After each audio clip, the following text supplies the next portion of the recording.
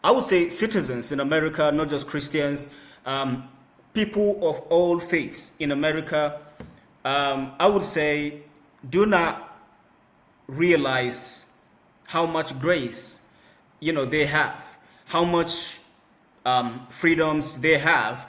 Today, we're taking you inside Nigeria, the most populous country in Africa by far, home to over 230 million people. The religious makeup of the country is nearly half and half between Muslims and Christians. Recently, Nigeria has been put into an international spotlight over allegations of mass Christian persecution, and President Trump put the Nigerian government on notice. Violence and terror attacks are widespread in the region, and that is not disputed. But where the world disagrees is whether it's one group, Christians, being targeted and killed because of their faith, or simply widespread violence due to the lack of resources. We're going to tell you everything you need to know on this complex subject within this story. But first, we take you on the ground in Nigeria through the lens of someone who's lived it, Masara Kim, a born and raised Nigerian Christian who became a journalist 17 years ago to document the crimes plaguing his community. A warning before we begin, this story does include graphic content. We're blurring a lot, but it is video filmed by Masara in villages stormed through by terrorists. If you want the facts of what is really happening in Nigeria, this is where it starts. Christians in Nigeria are living under a big cloud of terror. You never know when you will live. You never know when you will die. Children like me could not bear to dream in the kind of society and environment that we were now forced to live in.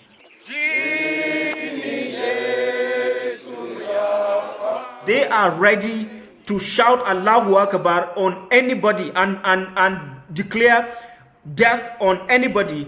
I have seen countless of them, including babies whose brains have been shot out of their skulls.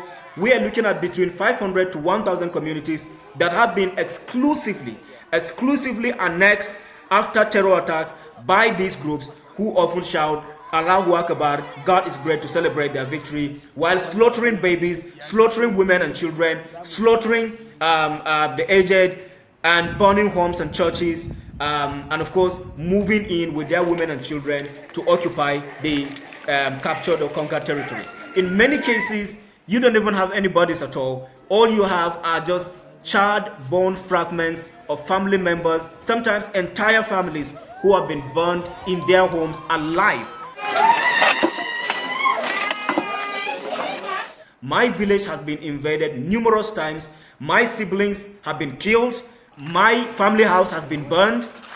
And I have just too much experience, first-hand experience of these atrocities, which is why I am taking this position to make sure that the world pays attention and takes steps to stop these violations, because it looks like if we don't tell our story, nobody will.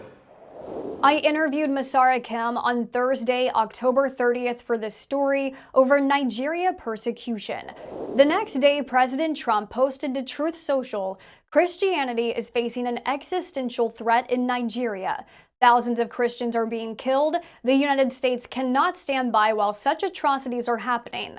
On October 31st, the president designated Nigeria as a country of particular concern. This State Department label carries the allegation that the Nigerian government has engaged in or tolerated severe violations of religious freedom. Nigeria was placed on this same list during President Trump's first term over the same concerns, largely due to the terrorist group Boko Haram. The Nigerian government went after the group, killing its leader in 2021. That same year, then Secretary of State Antony Blinken, under former President Biden, removed Nigeria as a country of particular concern just days before visiting the country. The Trump administration's redesignation is welcome news to Masara. Let there be a demand for accountability. That means relisting it as a country of particular concern. By the time Nigeria begins to feel the pain of global outrage, it begins to feel the restrictions on trade, restrictions on arms purchase, restrictions on loans, it will realize the severity of the offense that it's committing against its own citizens, and it will also realize the seriousness with which the world holds global religious freedom, especially the United States. Nigeria's government pushed back against the U.S. designation.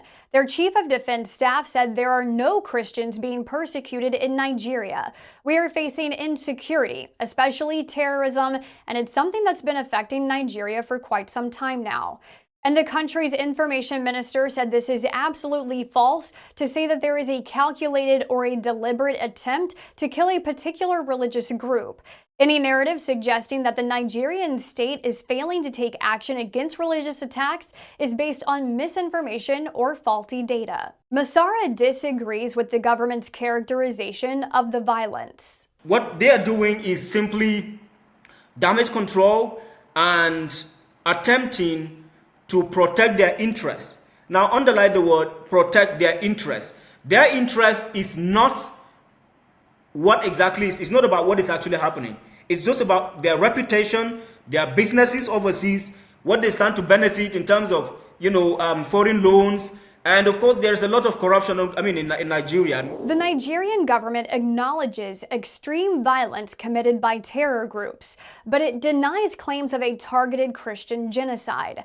They argue these groups also kill Muslims, driven by greed for property, territory, and assets, making the attacks indiscriminate rather than faith-based. All of the communities that have been captured in Nigeria are rich in mineral deposits: gold, uranium, diamonds, tin, columbite, name them. But Masara maintains that the violence is targeted and concentrated toward Christians and has been for decades. When they succeed in eliminating a common enemy or the common enemy, they would usually turn their weapons on themselves. But that should not eliminate or erase the traces, the evidences of a collective oppression, collective persecution, collective violation of the rights of one single group. Just last 2 weeks, we had an experience where these terrorists mounted a roadblock on a very prominent highway about 30 miles south of Jos. They would usually stop any vehicle, including public, mass transit buses, and search inside, like force everyone to come out of the bus and isolate the Christians and slaughter them. The data on Nigerian violence is all over the place. Different sources cite different numbers. The Associated Press, a news outlet labeled by news bias monitors as being on the left, cites the U.S.-based Armed Conflict Location and Event Data Program, which showed over 20,000 deaths from nearly 12,000 attacks on Nigerian civilians from 2020 to last September. They say 385 of those targeted Christians, resulting in 317 deaths. This source also showed 417 Muslim deaths during the same time frame. The Crisis Monitoring Group reported nearly 2,000 attacks this year, with fewer than 50 of those attacks being specifically targeting Christians for their religion. Then the New York Post, a news outlet rated as right-leaning, cites a different source, the Nigerian-based human rights group Inter-Society, which estimates more than 7,000 Christians have been massacred in Nigeria in the first 220 days of this year.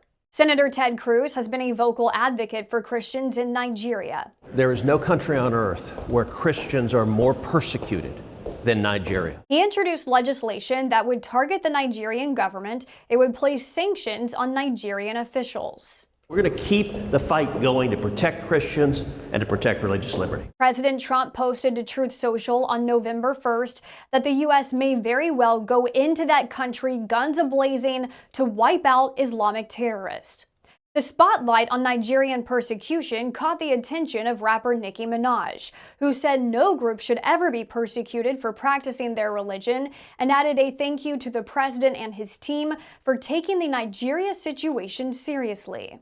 I am brimming with hope and confidence that these violations would stop someday, but only if this momentum, the tempo with which the world is approaching the issues now, is sustained. If I escape to a safe place, what happens to my family? What happens to other people like me? The reason I joined journalism and chose the path of advocating for religious freedom is to ensure that these violations are stopped. It's a passion. It's an issue that I hold so dearly in my heart. The issue of religious freedom. This is something that I was born in. This is something that I have personally faced right from childhood. Someone should be able to use these evidences that I am collecting to raise a voice and demand accountability and demand an end. This is just part of the story. If you didn't know, I host a podcast here with Straight Arrow News called Bias Breakdown. It's where we take a story and break down how the media is covering it. This story will be the focus of next week's episode, but it'll be more than that. We're going to be talking about how the media covers international conflicts and the challenges they face when relying on information from places where they don't have a presence.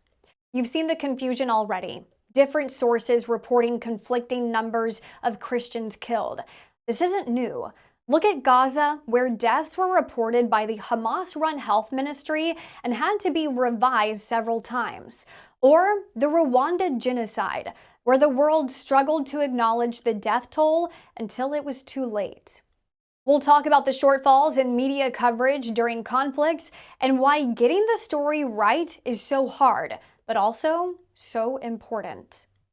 Tune in next Tuesday for the new episode of Bias Breakdown. Find us on Spotify, Apple Podcasts, YouTube, or wherever you listen to podcasts. Thank you so much for watching, and thank you to Masara Kim for taking the time to offer us his perspective from Nigeria. And thank you to Ian Kennedy, our video editor, who went through this footage for us. For Straight Arrow News, I'm Kara Rucker.